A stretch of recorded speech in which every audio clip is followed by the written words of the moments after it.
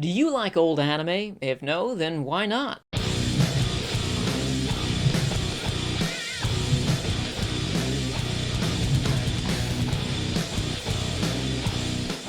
It is no secret when I say I love anime, and my love for anime has no boundaries. I love the old and I love the new. Not every anime, but there are anime here and there which are really great, and I love the fact that I can adventure backwards in time and check out some of these old anime that still stand up great today. It's just a sad fact that there are so many anime fans out there who can't share this same level of love that I have for the medium as a whole. So today I picked 5 of the most common misconceptions that people have about older anime, and I wanted to address each of these. But before I get into that, I wanted to address why it's important for you to watch old anime and what I mean when I say old and new anime. What is the cutoff period? Where do you draw the line between old and new? I would say that the year 2000 is a good place to draw the line in between old and new anime, because this was around the time when the animation process was revolutionized by computers. Before this digital revolution, anime was painted by hand on cells, and you can still find some of these cells. They become collector's items. They can go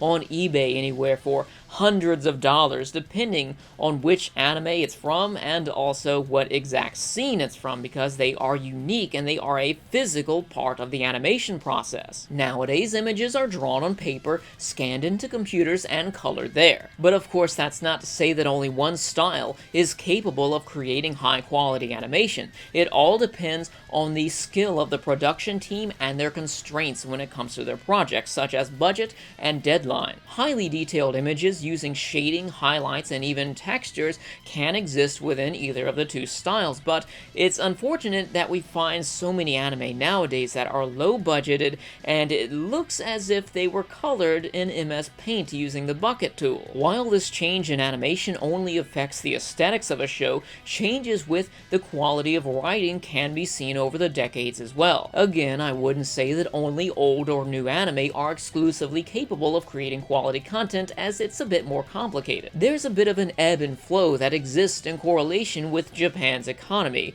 Japan has one of the highest and most expensive rates of entertainment when it comes to the entire world, so much so that you'll find some Japanese anime fans who import American DVDs and Blu-rays simply because they are cheaper. If Japan's economy is bad, then people aren't going to be spending that much money on entertainment, which means that production studios will be less willing to take risks with their projects. That means they will be adapting popular manga, because it's much easier to adapt something which is already popular, because it gives them a sales boost to create something that is going to sell before they even make it. This also explains why many manga series get adapted into anime before they've even finished, because they need to strike while the iron is hot. Then again, on the other hand, when their economy is much better, they can take more risks with shows creating original stories and experimental projects, such as Cowboy Bebop and Serial Experiments Lain, which would be a great example of that. As of lately, Japan's economy hasn't been the best, and this shows through the trends that anime has been following, such as the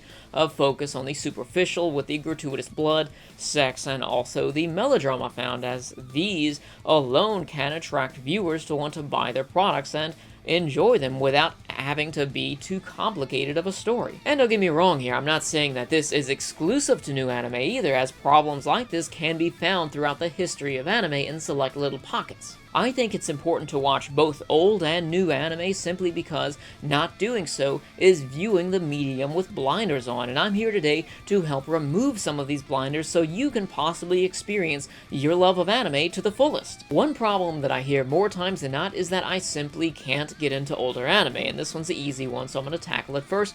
The fact of the matter is that you can. It's just a simple mental barrier that's in the way there, and I had one too, and I eventually worked around it. Anime is a non-interactive medium, and all it requires of you is that you sit down and watch it. It's an experience that kind of passes on its own. It's not like you're being forced to play Madden and you just hate sports for whatever reason. I'm not a big fan of sports either, so I feel where you're coming from with that, but there's a big difference there of being forced to interact with something that you don't like and just letting something pass on its own. But at the end of the day, you have to like what you're watching for you to get into it, and I would recommend finding a gateway, whether it be a movie or a short anime series that's a bit older than you're comfortable with, stepping outside of your comfort zone, but it's within the genre that you prefer. People also say that old anime just looks bad, and I think if they're complaining about the art style, then it's just something that they're not used to, because it's not necessarily bad, it's just a bit different. But I think most people are complaining about old anime in terms of picture quality, because there are some out there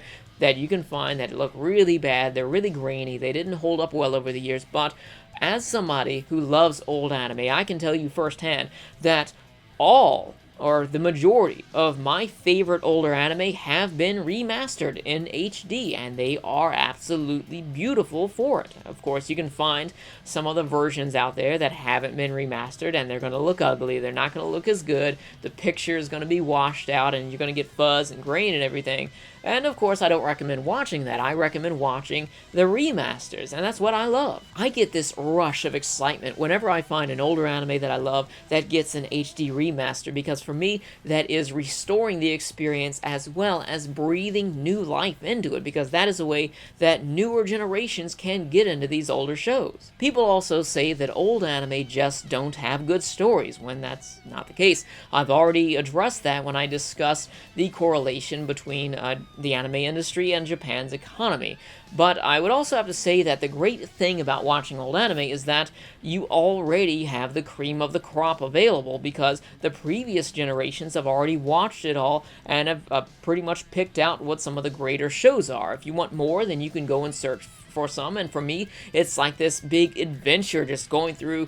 Some nights I find myself hundreds of pages in to these anime lists, just looking for shows that are of quality that just got forgotten by time. I find enjoyment in that, and when we're comparing to modern shows, we are really the ones that are going to have to sort through it all and decide what's good or not, because we have to do so on a weekly basis. The old anime, we have it easy. We can already pick what some of the better shows were and watch them. People also say that old anime has bad sound quality, not only the quality of the sound, but the music as well, and to some extent I can level with you guys on this one, because I am not a big fan of much of the music that I hear in older anime. It kind of gets on my nerves a little bit. Of course, there are exceptions when it comes to classical music, such as with Legend of the Galactic Heroes. I'm not a big fan of classical music, but I like it in certain instances, such as that, because it really fits. There are other times when it sounds like they're using disco music, and it really just grates my nerves, but it's something that I've gotten used to over the years. It's an acquired taste that I haven't acquired. I've gotten used to it. I don't think much of it now, but I would never really go out of my way to listen to some of those soundtracks. And again, I don't want to paint this false image that old anime use disco music. I'm talking like 70s anime, and we have some cheesy movies or whatever, because I watch a lot of weird stuff. Keep that in mind. The last complaint is that old anime just isn't popular enough, and this may sound like it's a strange complaint because people are judging an anime or choosing not to watch an anime simply because of the reputation that it has, or lack thereof. But I can completely understand this, because people want to talk about things that excite them, and if they're watching an older show and they're enjoying it, they might not have anybody to watch it with or talk about it with, simply because old anime just isn't as popular. People just aren't talking about old anime as much as they should be. Using myself as an example here, I love to watch old anime. Right now I'm watching Rose of Versailles